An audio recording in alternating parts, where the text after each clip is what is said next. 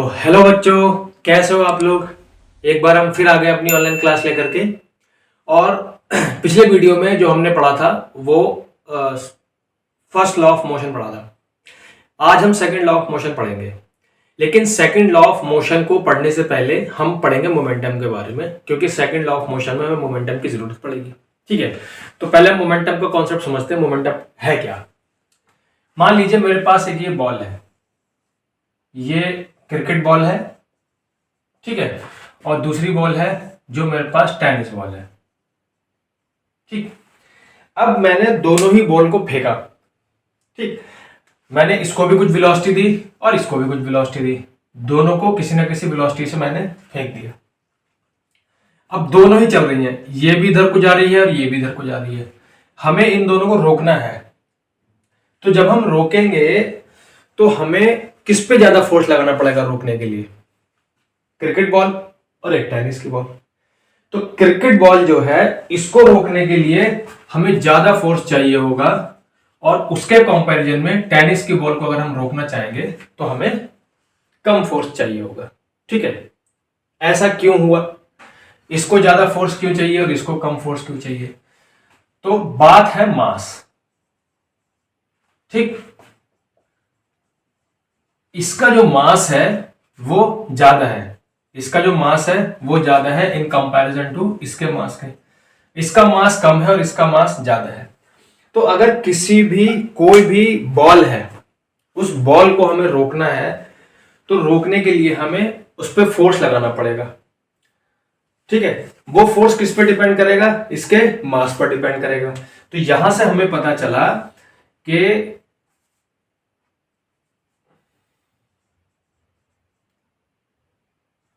Force applied to stop any object is directly proportional to its mass। भाई, जिसका ज्यादा मास उसको रोकने के लिए ज्यादा फोर्स चाहिए होगा, जिसका कम मास उसको रोकने के लिए कम फोर्स चाहिए होगा, है ना। तो यहां से हमें मिला F is directly proportional to M। मिल गया। चलिए, अब ये तो हो गई मास की बात। ठीक है, इसका मास ज्यादा था तो ज्यादा फोर्स लगा, इसका मास कम था तो कम फोर्स लगा, तो डायरेक्टली प्रोपोर्शनल हो गया। मास बढ़ेगा तो फोर्स भी बढ़ेगा। कौन सा फोर्स? उसको रोकने के लिए। कोई भी ऑब्जेक्ट अगर वो चल रहा है, उसको रोकने के लिए हमें कितना फोर्स अप्लाई कराना है। ठीक, ये तो हो गई मास की बात। अब बात करते हैं वेलोसिटी की। ध्यान से समझिएगा। मान लीजिए इसका जो मास है वो 500 ग्राम है, और इसका जो मास है वो 200 या 100 ग्राम ही समझ लीजिए। इसका जो मास है वो 100 ग्राम है। ठीक है, इसका मास ज्यादा है, इसका मास कम है। हम एक काम करते हैं, इसको वेलोसिटी देते हैं। मतलब क्रिकेट वाली जो बॉल है उसको हमने फेंका, 500 ग्राम की थी, तो उसको हमने जो वेलोसिटी दी वो 10 मीटर पर सेकंड की दी। ठीक है, बात समझ में आ गई? ठीक, इसको हमने 50 मीटर पर सेकंड की वेलोसिटी से फेंका। समझ रहे हो बात को? अब इसकी वेलोसिटी ज्यादा हो गई, इसकी वेलोसिटी कम हो गई। अब हमने दोनों को फेंक दिया। देखो, मास इसका कम है, इसका मास ज्यादा है, इसका मास कम है, लेकिन कंपैरिजन करें तो इसकी वेलोसिटी कम है और इसकी वेलोसिटी ज्यादा है। ठीक है, तो जिसकी वेलोसिटी ज्यादा होगी उसको भी रोकने के लिए हमें फोर्स लगाना पड़ेगा। तो फोर्स जो है वो वेलोसिटी पे भी डिपेंड कर रहा है। जिसकी वेलोसिटी कम उसको रोकने के लिए कम फोर्स, जिसकी वेलोसिटी ज्यादा उसको रोकने के लिए ज्यादा फोर्स। अब यहां पर मैं इसका मास थोड़ा कम कर लेता हूं। मान लीजिए मैंने इसका मास 400 ग्राम कर लिया। ठीक है, मास इक्वल नहीं ले रहे। तो अब ध्यान से देखो, इसकी वेलोसिटी ज्यादा है। भाई, कोई चीज अगर तेज आ रही होगी तो उसको रोकने में भी तो तुम्हें प्रॉब्लम होगी ना, उसको रोकने के लिए भी तो फोर्स लगाओगे ना। तो उसकी वेलोसिटी पर भी डिपेंड कर रही है ना, क्वांटिटी ऑफ फोर्स आपको कितना लगाना है कि वो रुक जाए। समझ रहे ना? तो यहां से हमें एक चीज और मिली कि force applied to stop any moving object. लिखो यहां पर any moving object is directly proportional to its velocity। ये वेलोसिटी पे भी डिपेंड कर रहा है, तो यानी कि F is directly proportional to V also. ठीक है, ये इसकी वेलोसिटी पर भी डिपेंड कर रहा है। तो अगर हम कंपैरिजन करें, इस बार हमने इसका मास तो कम है, इसके कंपैरिजन में इसका मास तो कम है, लेकिन वेलोसिटी इसकी ज्यादा है। जब वेलोसिटी ज्यादा है तो उसको रोकने के लिए फोर्स अप्लाई करना पड़ेगा। तो आपका जो फोर्स होता है किसी भी ऑब्जेक्ट को रोकने के लिए, वो उसके मास और वेलोसिटी दोनों पे डिपेंड करता है। मास ज्यादा होगा तब भी फोर्स अप्लाई करना पड़ेगा, अच्छा खासा फोर्स अप्लाई करना पड़ेगा। वेलोसिटी ज्यादा है तब भी अच्छा खासा फोर्स अप्लाई करना पड़ेगा, है ना। तो इससे हमें यह पता चला कि हमारा जो फोर्स अप्लाई हो रहा है रोकने के लिए, है ना, तो रोकने के लिए जो फोर्स अप्लाई हो रहा है वो मास पे और वेलोसिटी पे डिपेंड कर रहा है। इससे हमें पता चला कि जो क्वांटिटी ऑफ मोशन है, क्वांटिटी ऑफ मोशन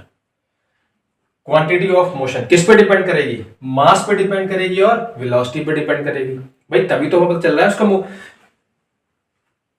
क्या कितना उसका क्वांटिटी ऑफ मोशन है ना, किस क्वांटिटी से वो मोशन कर रहा है। वही क्वांटिटी ऑफ मोशन को हम क्या बोलते हैं? Quantity of motion is called momentum. समझे बात को?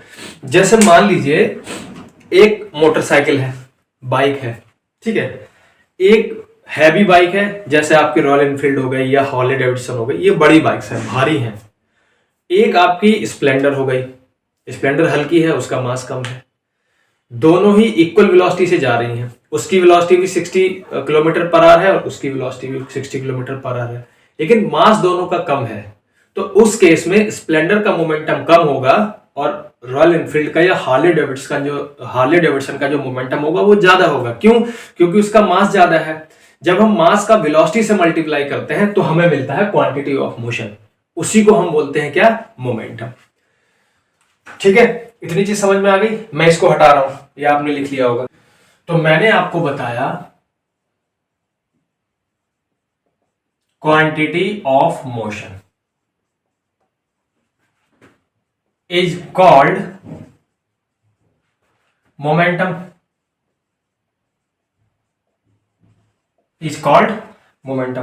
ठीक है।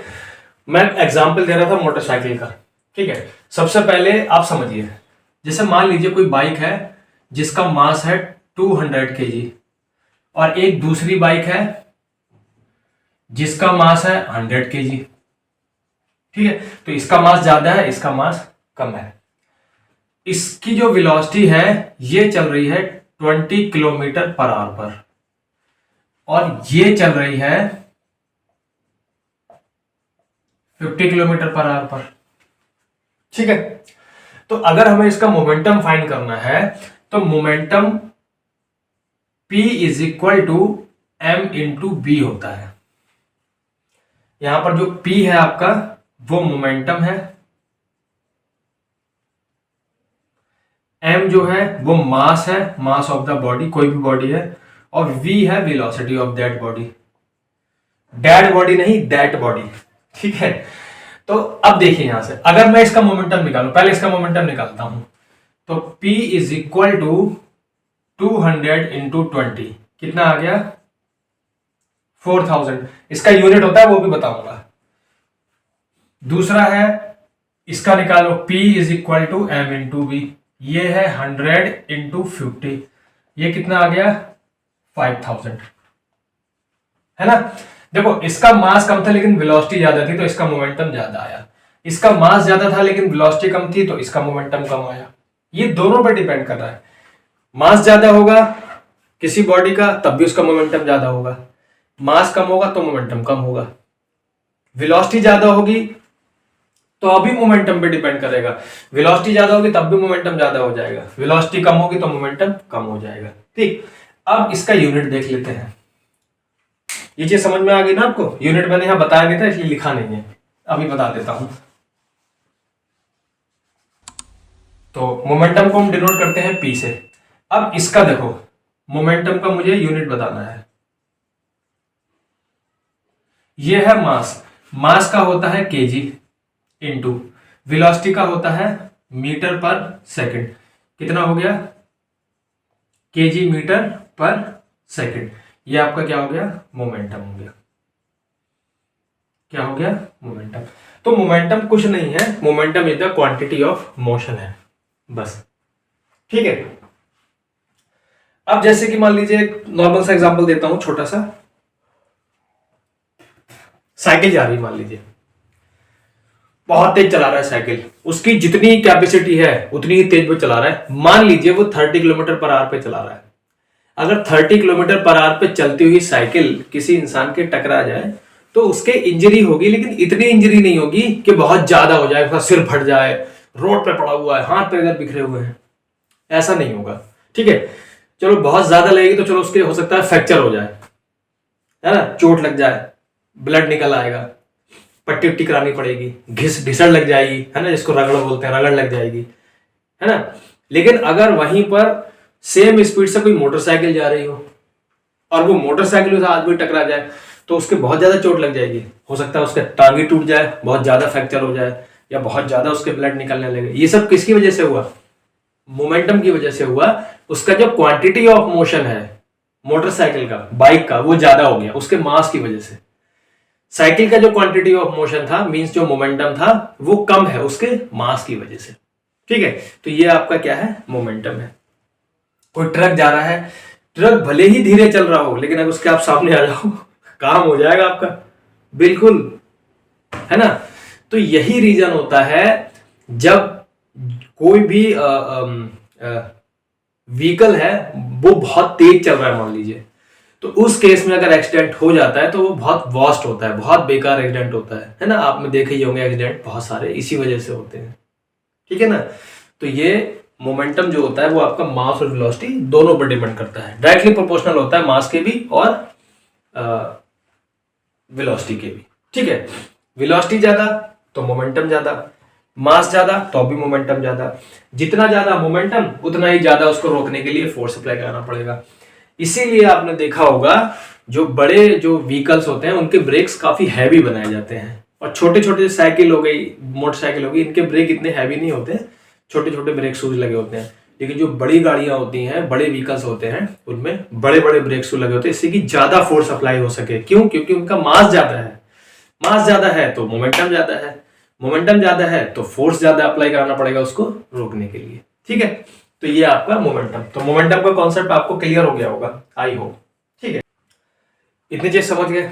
दूसरी चीज, जैसे मान लीजिए कोई ऑब्जेक्ट है, उसकी वेलोसिटी 0 मीटर पर सेकंड है, तो अगर उसकी वेलोसिटी 0 है तो उसका मोमेंटम 0 होगा, क्योंकि अगर कोई भी ऑब्जेक्ट रुका हुआ होता है तो उसमें मोमेंटम नहीं होता, उसमें मोमेंटम 0 होता है।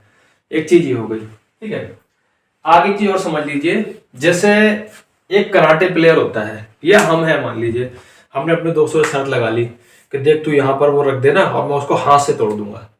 तो उसको हाथ से तोड़ने के लिए हमारे हाथ की वेलोसिटी इतनी तेज होनी चाहिए कि वो उसको तोड़ पाए।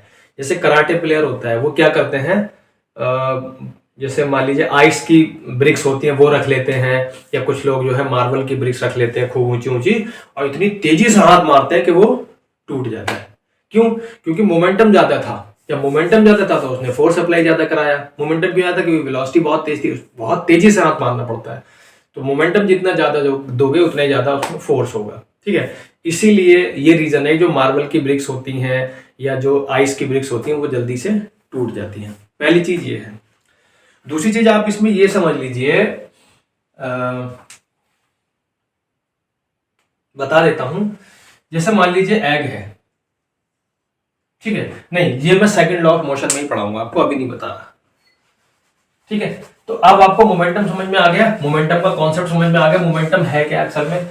तो अब हम देखते हैं सेकंड लॉ ऑफ मोशन। ठीक है, तो अब हम देखते हैं सेकंड लॉ ऑफ मोशन।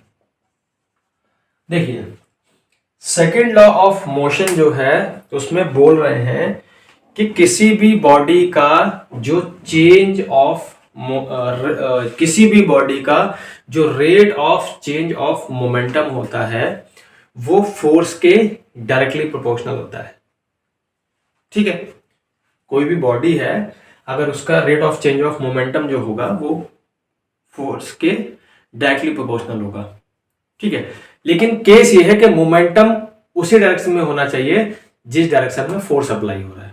कैसे, समझिए। मान लीजिए कोई ऑब्जेक्ट है, ठीक है, पहले हम इसको मैथमेटिकली सॉल्व कर लेते हैं। कोई ऑब्जेक्ट है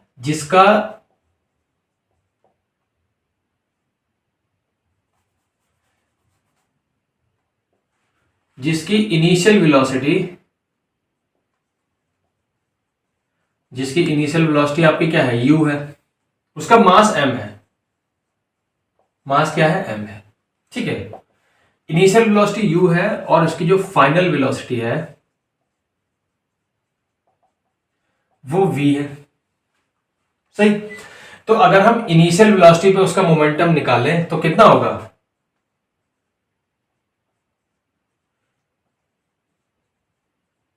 उसका जो इनिशियल मोमेंटम होगा, इनिशियल वेलोसिटी और मास का मल्टीप्लाई करने पे जो मोमेंटम मिलेगा वो इनिशियल मोमेंटम होगा, वो हो गया mu। ठीक है, और फाइनल मोमेंटम हो जाएगा mv। ठीक है, ये u है, ये v है। तो ये आपका इनिशियल मोमेंटम, ये फाइनल मोमेंटम। अब मैंने बताया कि सेकंड लॉ ऑफ मोशन के अकॉर्डिंग जो rate of change of momentum होता है, अब rate of change of momentum क्या होगा,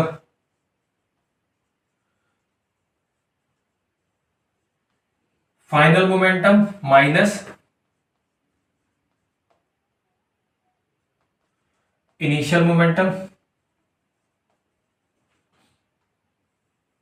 डिवाइडेड बाय टाइम। ठीक है भाई, एक पॉइंट ये था, एक पॉइंट ये था, पहले ऑब्जेक्ट यहां पर था, फिर ऑब्जेक्ट यहां पर पहुंच गया, तो कोई ना कोई टाइम उसने लिया होगा ना वहां तक पहुंचने में, तो टाइम आ गया। यही आपका rate of change of momentum होगा। ये डायरेक्टली प्रोपोर्शनल होगा किसके, फोर्स के, किसके, फोर्स के। लेकिन फोर्स का डायरेक्शन जो है वो मोमेंटम के ही डायरेक्शन में होना चाहिए। ठीक है, चलिए, तो अब मैं इसको लिख लेता हूं, F is directly proportional to final momentum क्या हो गया, mb, और इनिशियल मोमेंटम क्या हो गया, mu डिवाइडेड बाई t। आप यहां से m कॉमन ले लीजिए, बचा क्या, v minus U upon T. v minus you क्या हो गया, change in velocity divided by time. इसको क्या बोलेंगे, rate of change of velocity, जो किसके इक्वल होता है, एक्सेलरेशन के इक्वल होता है। तो F is directly proportional to m into a, because of a is equal to v minus U upon T. ये क्या आ गया आपका, m is directly proportional to m into a। इसी को हम लिख देते हैं m। अगर मैं प्रोपोर्शनल का साइन यहां से हटाता हूं तो यहां पर मैं k लगा देता हूं। k क्या है, कांस्टेंट, प्रोपोर्शनलिटी कांस्टेंट है, तो F is equal to K M A हो जाएगा।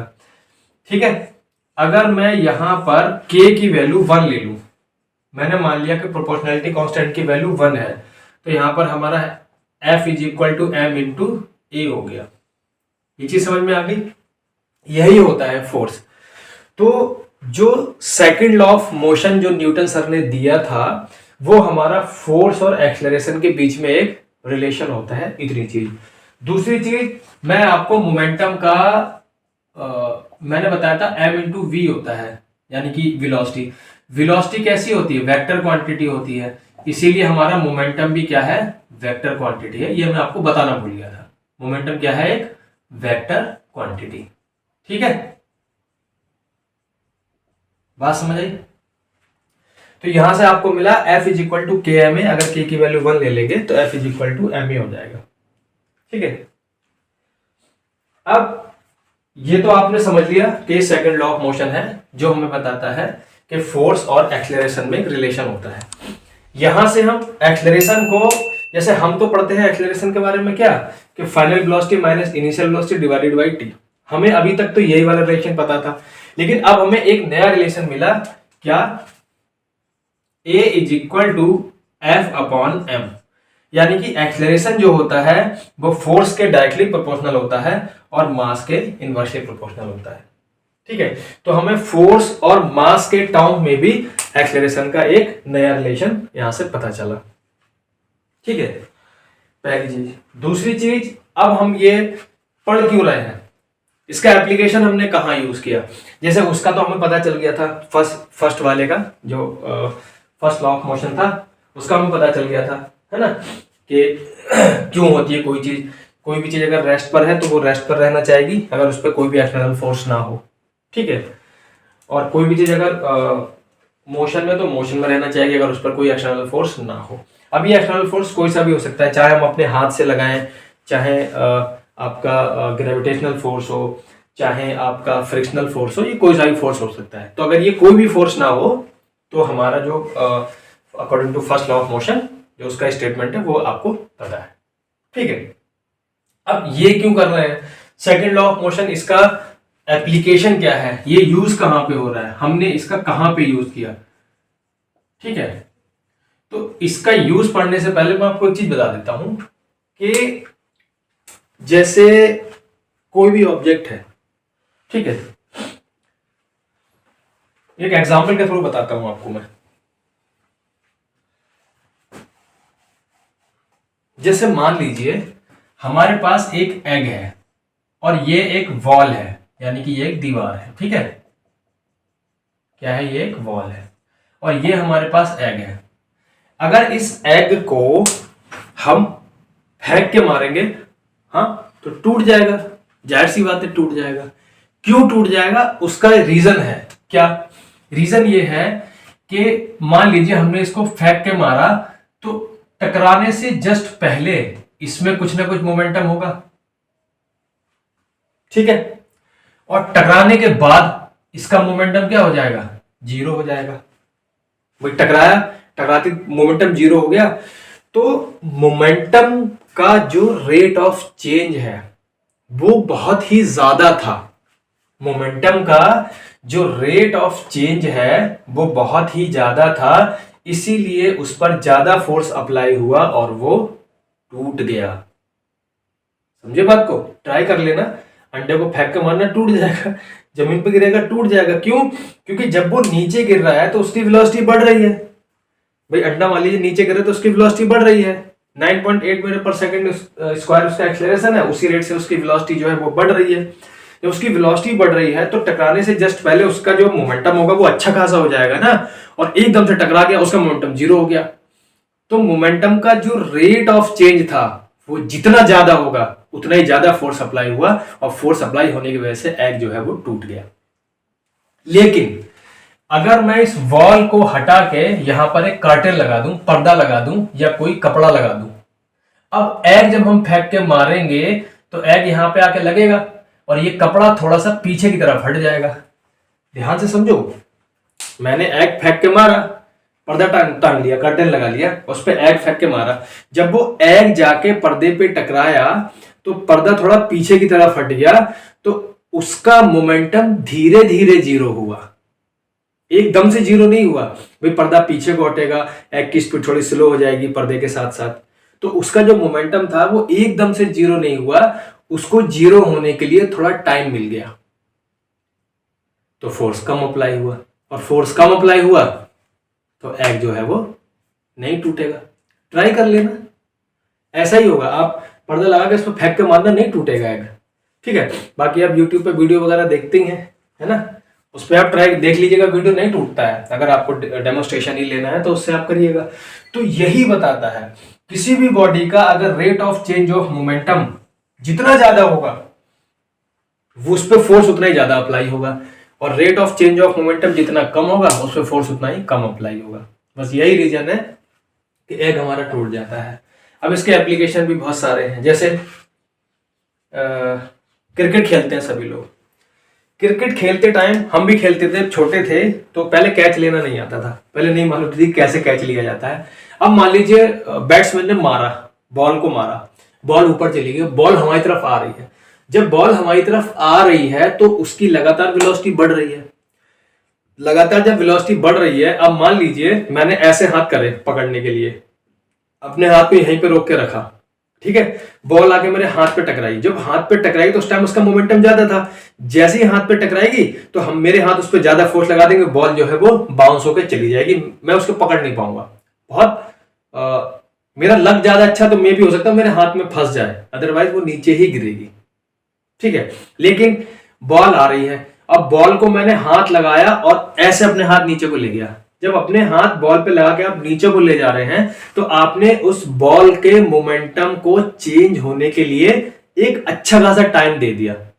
जब अच्छा से टाइम दे दिया तो उसका मोमेंटम धीरे धीरे चेंज हुआ, तो अब मेरे हाथों ने उस पर फोर्स नहीं लगाया और बॉल जो है वो बाउंस होकर नीचे नहीं गिरेगी, मैं उसको आराम से पकड़ लूंगा। सेकंड एग्जांपल इसका है, जैसे जो लोग हाई जंप करते हैं, जो लोग हाई जंप करते हैं, है ना, हाई जंप बहुत ऊंचा कूद के जब वो नीचे गिरते हैं, तो अगर वो हाई जंप कर रहे हैं तो नीचे या तो उनको एक ऐसा सरफेस प्रोवाइड कराया जाता है, जैसे कोई गद्दे बिछा देते हैं, है ना, शीट मोटी मोटी बिछा देते हैं, थर्माकोल होता है उनमें या स्पंज जो भी भरा रहता हो, इसलिए बिछाते हैं कि जब वो नीचे गिरे तो क्या हो, जब वो नीचे आके उस पे फॉर्म पे गिरेगा तो फॉर्म नीचे को दबेगी। जब फॉर्म नीचे को दबेगी तो हम जो ऊपर से कूद के नीचे जा रहे थे, हमारी वेलोसिटी धीरे धीरे चेंज हुई फॉर्म के कांटेक्ट में आने पे, तो हम बचे रहेंगे, हमारी इंजरी नहीं होगी। आप जमीन पे कूदना, बहुत हाई जंप लगाना, नीचे कूदना, देखो ना तुम्हारे काम हो जाए, ठीक है। और जो हाई जंप करते हैं लोग, वो मे बी ये सोचते हैं कि हम अगर गिरे तो हम सीधे पैरों पे ना गिरे, हम लेट के गिरे। लेट के गिरेंगे तो हमारा एरिया जो है मतलब हमारी जो बॉडी का सरफेस एरिया ज्यादा हो जाएगा, उससे प्रेशर भी कम लगेगा, उससे भी फोर्स कम अप्लाई होता है। तो मोमेंटम को धीरे धीरे चेंज करना होता है, ठीक है, वहीं हम बचे रहते हैं उससे, है ना। जैसे अभी एक मैंने एग्जांपल देखा था, यूट्यूब पे देखा था, एक शॉर्ट्स वीडियो में था, तो उसमें क्या था, एक कार थी, उस कार के आगे उसने स्प्रिंग लगा रखे थे, 3-4 स्प्रिंग लगाए बड़े बड़े, और उसको स्पीड में ले गया, एक पर्टिकुलर स्पीड थी, बहुत ज्यादा स्पीड नहीं थी, मतलब नॉर्मल स्पीड, जिस स्पीड पे अगर कार हमारी किसी ऑब्जेक्ट से टकरा जाए तो थोड़ी पिचक जाती है या थोड़े सा उसमें नुकसान हो जाता है, उसी स्पीड पे वो लेके गया। जैसे उसने टकराया तो ये जो लगे हुए थे, इन्होंने क्या करा, जितनी भी इस कार की काइनेटिक एनर्जी थी उसको एब्जॉर्ब किया, जिस वजह से इसकी जो वेलोसिटी थी टकराने के बाद वो धीरे धीरे चेंज हुई। और जब वो वेलोसिटी धीरे धीरे चेंज हुई तो मोमेंटम जो था उसको चेंज होने के लिए थोड़ा टाइम मिल गया, जिससे इस वॉल ने इस पर फोर्स जो है वो थोड़ा कम अप्लाई किया और उसकी कार में कोई नुकसान नहीं हुआ, ठीक है ना, बात समझ में आई, है ना। तो ये आपके सेकंड लॉ ऑफ मोशन जो है उसके कुछ एप्लीकेशंस हैं, ठीक है। अच्छा, एक चीज और थी, जैसे हमने सॉल्व किया था F is equal to M into A, यहां से A is equal to F upon M निकाला था, तो मैंने बता दिया था कि A is directly proportional to F and A is inversely proportional to M। तो जाहिर सी बात है, अगर F को मल्टीप्लाई बाय 2 करोगे तो एक्सेलरेशन भी मल्टीप्लाई बाय 2 हो जाएगा क्योंकि दोनों डायरेक्टली प्रोपोर्शनल है। लेकिन अगर मोमेंटम को मल्टीप्लाई बाय 2 करोगे तो एक्सेलरेशन क्या हो जाएगा, हाफ हो जाएगा, क्योंकि ये इनवर्सली प्रोपोर्शनल है, ठीक है। तो सेकंड लॉ ऑफ मोशन आपको समझ में आ गया होगा, इसके एप्लीकेशन समझ में आ गए होंगे, है ना। जैसे अगर आपको किसी बिल्डिंग पे से नीचे कूदना है तो लोग क्या करते हैं, नीचे एक जाल लगा लेते हैं, आप वहां से कूद रहे जाल लगा लेते हैं, इससे क्या हो, अगर आप ऊपर से कूदेंगे तो आप उस जाल पे गिरेंगे। वो जाल थोड़ा वैसा होता है, मतलब स्ट्रेचेबल टाइप होता है, स्पंजी टाइप होता है, तो जब आप उस पर कूदेंगे और जाल के कांटेक्ट में आएंगे तो जाल थोड़ा सा नीचे जाएगा। जब वो जाल नीचे जाएगा तो आपका जो मोमेंटम है वो धीरे धीरे चेंज होगा, उसमें उस केस में क्या होगा, आप फोर्स कम अप्लाई होगा और आपकी बॉडी ठीक ठाक बची रहेगी। अगर आप फर्श पे कूद जाएंगे, जमीन पे कूद जाएंगे तो आपको चोट लगेगी, क्यों, क्योंकि आपका मोमेंटम एकदम से चेंज होगा ना, और मोमेंटम एकदम से चेंज होगा तो फोर्स अप्लाई होगा, आपका काम हो जाएगा, ठीक है। ये आपका है सेकेंड लॉ ऑफ मोशन। अब बात करते हैं थर्ड लॉ ऑफ मोशन की, ठीक है। देखिए, थर्ड लॉ ऑफ मोशन जो है, थर्ड लॉ ऑफ मोशन को नाम जो दिया गया वो दिया गया एक्शन रिएक्शन लॉ। अब ये एक्शन रिएक्शन लॉ क्या है? मान लीजिए कोई एक बॉडी है, मान लो हम ही है, ठीक है। हम इस वॉल पर फोर्स लगा रहे हैं, हम इस बॉल को अपने हाथों से क्या दे रहे हैं? धक्का दे रहे हैं, ठीक है। चलो धक्का दिलवा देता हूँ सही से, वरना बच्चे कहेंगे तो खड़ा हुआ लग रहा है सर। मान लीजिए ये मैं हूं और मैं पूरी ताकत से लगा पड़ा हूं, इस पर फोर्स अप्लाई करा रहा हूं, ठीक है। अब तो लग रहा है ये, तो पूरी ताकत से हम इस पर फोर्स अप्लाई करा रहे हैं। हम इस वॉल पे फोर्स लगा रहे हैं इधर की तरफ, और ये वॉल भी हम पे फोर्स लगा रही है इधर की तरफ। यही एक्शन रिएक्शन है, यही action reaction law of motion है, या थर्ड लॉ ऑफ मोशन है। If a body exert a force on another body, then the another body applied equal force in opposite direction to the first body। मतलब कि अगर एक body दूसरी body पर कोई फोर्स लगा रही है, तो सेकंड बॉडी भी उस फर्स्ट वाली बॉडी पर उतना ही फोर्स लगाती है, लेकिन अपोजिट डायरेक्शन में। इसका डायरेक्शन इधर को है और इसका डायरेक्शन इधर को है। यही आपका क्या है? थर्ड लॉ ऑफ मोशन है, या फिर action reaction law of motion है, ठीक है। समझे बात को? अब अगर हम इसी को दूसरे वर्ड में देखें तो हम बोल सकते हैं to every action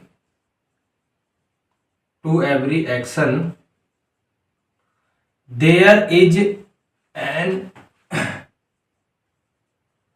equal and opposite reaction.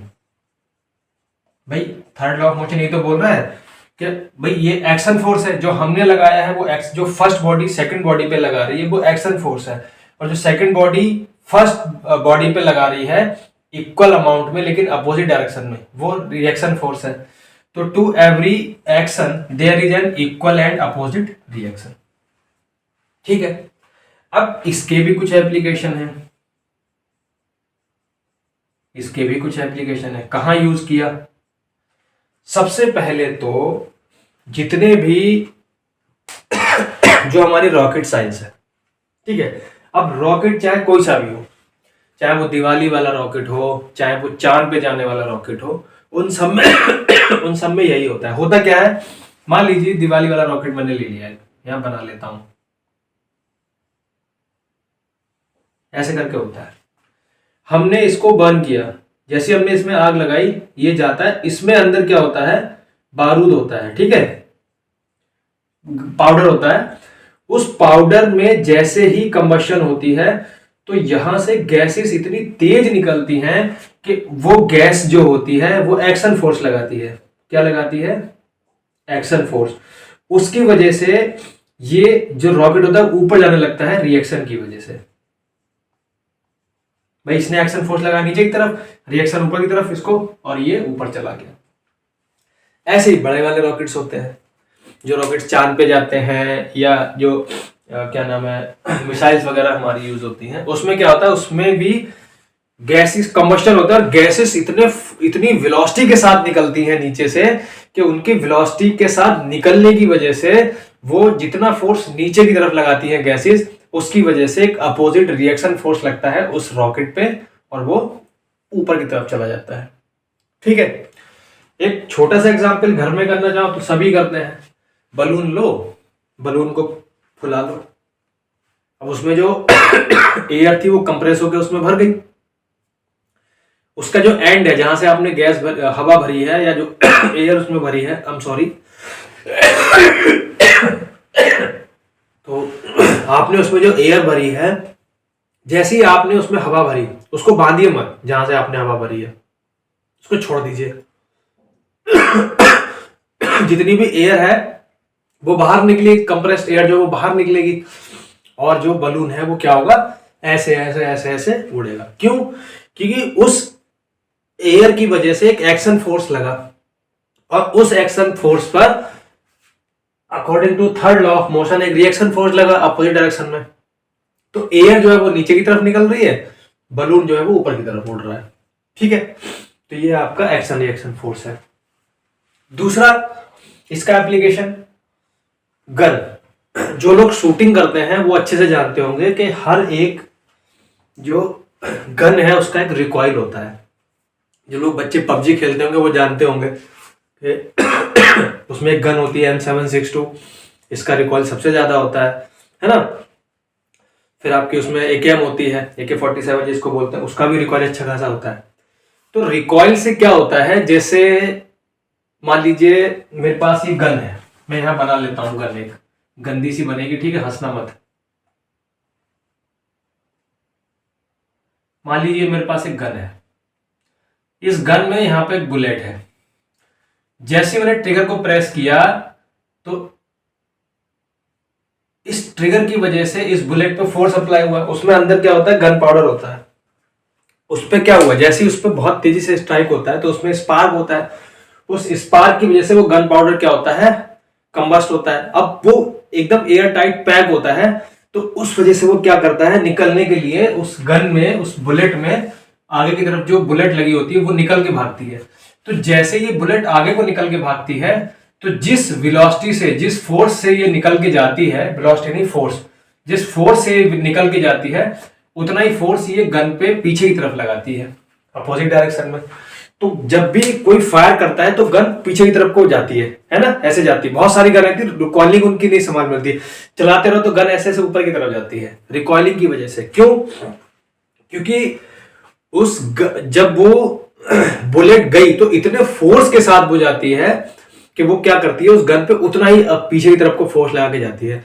तो उससे टारगेट को हमें कहां हिट करना है, हमें मालूम है कि इसका रिकॉइल इतना है, जब हम इसको चलाएंगे तो पीछे की तरफ जाएगी।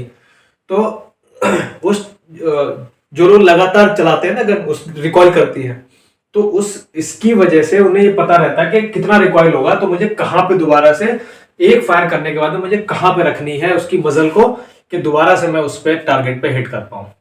ठीक है, ये भी इसका एक एग्जाम्पल है। तीसरा एग्जाम्पल है हम लोग चलते हैं तो इस Newton third law of motion ही उसमें यूज होता है। कैसे? मान लीजिए ये अर्थ सरफेस है और ये मेरा पैर है। मैं चलने के लिए क्या करूंगा, पहले अब देखो, अब पैर मेरा आगे को गया, तो जो पिछला वाला जो पैर है ना, इसका जो पंजा है वो क्या कर रहा है, अर्थ पे एक फोर्स लगा रहा है। जब ये अर्थ पे एक फोर्स लगा रहा है उसको बोल रहे हैं हम एक्शन फोर्स। और जब अर्थ पे ये फोर्स लगा रहा है तो अर्थ मेरे पंजे पे, मेरे पैर पे उतना ही फोर्स रिएक्शन में लगा रही है, जिसकी वजह से मैं आगे चला गया। समझ गए? क्योंकि अर्थ तो बहुत हैवी है ना, हम उसको पीछे हटा ही नहीं पा रहे, तो इसकी वजह से क्या हो रहा है, जो फोर्स लग रहा है, रिएक्शन फोर्स जो लगा उसकी वजह से मैं आगे चल पाया। ठीक है, वही रीजन है जैसे कि मान लीजिए कोई एक बैल है या एक बुलक कार्ड वाला है, ठीक है, बुल है, उसके साथ भी यही होता है। वो क्या करता है, अपने पैरों से अर्थ को जो है वो क्या देता है, एक फोर्स देता है। और अर्थ को एक फोर्स देता है तो अर्थ उस पर क्या करती है, रिएक्शन फोर्स लगाती है, जिससे वो बुल जो होता है वो आगे की तरफ जाने लगता है। लेकिन उसकी कंडीशन है वो इतना फोर्स अप्लाई कराए अर्थ पर, इतना फोर्स अप्लाई कराए कि उससे जो उसको रिएक्शन फोर्स मिले, वो रिएक्शन फोर्स उसकी जो कार्ट के जो व्हील है, उस व्हील और अर्थ सरफेस के बीच में, मैं बना के बताता हूं। मान लीजिए ये कार्ट है, ठीक है, ये अर्थ सरफेस है और ये आपका बुल है, ठीक है, जैसा भी है, ठीक है, ये आपका बुल है। इसने अपने पैरों से अर्थ सरफेस पे एक एक्शन फोर्स लगाया। क्या लगाया? Action force. उस एक्शन फोर्स की वजह से उसे एक रिएक्शन फोर्स मिला। रिएक्शन फोर्स कितना था, इस एक्शन फोर्स के इक्वल था, लेकिन अपोजिट डायरेक्शन में था। तो अर्थ ने उसको ऊपर आगे की तरफ ढकेला। ये एक्शन फोर्स या रिएक्शन फोर्स इतना होना चाहिए कि उस कार्ट के व्हील के और अर्थ सरफेस के बीच में जो फ्रिक्शन फोर्स लग रहा है ना, उस फ्रिक्शन फोर्स से ज्यादा होना चाहिए। अगर ज्यादा होगा तभी वो चल पाएगी, नहीं ज्यादा होगा तो नहीं चल पाएगी। कभी कभी होता है ना, बहुत ज्यादा लोड हो जाता है, चल ही नहीं पाता है। ज्यादा लोड होने की वजह से अर्थ सरफेस और उसके जो टायर हैं, व्हील, उनके बीच में फ्रिक्शन फोर्स ज्यादा लगने लगता है, ज्यादा अप्लाई होने लगता है, जिस वजह से जो बुल है वो कभी कभी नहीं खींच पाता। तो उसे इतनी पावर से एक्शन फोर्स देना पड़ेगा कि उसको रिएक्शन फोर्स इक्वल मिले, और कितना इक्वल मिले कि वो फ्रिक्शन फोर्स से ज्यादा हो जाए। ठीक है। इसी से रिलेटेड एक क्वेश्चन भी पूछ लेता है कि अगर देखो, जिसको ये पता होगा कि हम इसके जो फीट है, इसके जो पैर हैं, वो अर्थ सरफेस पे फोर्स लगा रहे हैं, तो उसे तो पता है कि वो क्यों आगे बढ़ पा रहा है। लेकिन जिसने ये नहीं पढ़ा होगा तो उससे वो ये पूछता है कि जितना फोर्स बुल इस पे लगा रहा है उतना ही फोर्स ये इस पे लगा रही है, तो ये फिर आगे क्यों चला ले रहा है। फोर्स इस पे कभी नहीं लगाता है बुल, फोर्स वो कहां लगाता है, अर्थ पे लगाता है, अर्थ पे। तो अर्थ उसको आगे की तरफ धक्का देती है, जिसकी वजह से वो आगे चल पाता है। ठीक है, तो ये आपका क्या हो गया, थर्ड लॉ ऑफ मोशन हो गया। तो थर्ड लॉ ऑफ मोशन यही बोलता है कि कोई भी बॉडी अगर किसी दूसरी बॉडी पर एक एक्शन फोर्स लगा रही है तो वो उस पर एक रिएक्शन फोर्स लगाएगी इक्वल अमाउंट में, लेकिन उसका डायरेक्शन जो होगा वो अपोजिट होगा। ठीक है, ये बात समझ में आ गई। इसका एक एग्जाम्पल बता देता हूं। जैसे मान लीजिए हम ही हैं, हम चल रहे हैं अर्थ सरफेस पे, तो हमारे पैर और अर्थ सरफेस के बीच में फ्रिक्शन फोर्स है। उस फोर्स की वजह से हम जो है उस पर अच्छा खासा एक्शन रिएक्शन फोर्स लगा पा रहे हैं। ठीक है, हम उसको एक्शन फोर्स लगा रहे हैं पैर की वजह से। पैर के और सरफेस के बीच में क्या है, एक फ्रिक्शन फोर्स है, इसकी वजह से हमारे पैर फिसल नहीं रहे और हम अच्छे से उस पर चल पा रहे हैं। लेकिन वही अगर हमको आइस पे चलाया जाए, तो आइस पे अगर हमें चलाया जाएगा तो हमारे जो पैर होंगे, जो हमारा जो सॉल होगी, पैर का जो तलवा होगा, उसके और अर्थ सरफेस के बीच में फ्रिक्शन फोर्स कम लगेगा, और फ्रिक्शन फोर्स कम लगने की वजह से हमारा पैर जो फिसलेगा तो हम उस पर सही से एक्शन नहीं लगा पाएंगे, जिस वजह से अर्थ हमको रिएक्शन फोर्स नहीं दे पाएगी और हम चल नहीं पाते हैं। ये रीजन होता है। रेत में हम नहीं चल पाते हैं। रेत पे क्या होता है, रेत का केस ही होता है, रेत है मान लीजिए और आपने उस पर पैर रखा, आप उस पर क्या लगाएंगे, एक्शन लगाएंगे। लेकिन एक्शन लगा तो रहे हैं आप, लेकिन आपका जो पैर है वो नीचे चला जा रहा है, उसमें घुस जा रहा है अंदर, जिसकी वजह से एक्शन फोर्स की वैल्यू कम हो जा रही है। और जब एक्शन फोर्स की वैल्यू कम हो जा रही है तो रिएक्शन फोर्स ज्यादा नहीं मिल पा रहा, रिएक्शन फोर्स भी कम मिल पा रहा है। इस वजह से आप रेत पे सही से नहीं चल पाते। समझ लो ना बात को। ठीक है। या फिर मान लीजिए आपके पास एक हॉस पाइप है, एक पाइप है जिसमें पानी का प्रेशर है बहुत तेज। अब जितने प्रेशर से पानी उसमें से निकल के जा रहा है उतना ही प्रेशर वो हॉस पाइप पे लगा रहा है बैकवर्ड साइड। तो बहुत सारी मूवीज में आपने देखा होगा, बहुत सारे यूट्यूब शॉर्ट्स में भी आपने देखा होगा कि पाइप पकड़े हुए और संभाल ही नहीं पा रहे, गिर जा रहे हैं, पाइप पीछे फेंक दे रहा है। तो वो किस वजह से हो रहा है, इतनी ज्यादा वेलोसिटी से वो वाटर बाहर की तरफ निकल रहा है कि वो इतना फोर्स अप्लाई करा रहा है, जिसकी वजह से एक अच्छा खासा रिएक्शन फोर्स मिल रहा है और वो क्या है, पीछे की तरफ चले जा रहा है। ठीक है, तो ये आपके न्यूटन के जो तीनों लॉ है वो आपके कंप्लीट हो गए। ठीक है, इससे रिलेटेड कुछ क्वेश्चन है वो मैं आपको बता दूंगा अगले अगले अगले वीडियो में। ठीक है, अब नेक्स्ट वीडियो में हम जो है वो मोमेंटम के बारे में पढ़ेंगे। मोमेंटम जो होता है उसका एक लॉ होता है, कंजर्वेशन लॉ। ठीक है, तो उसके बारे में हम पढ़ेंगे।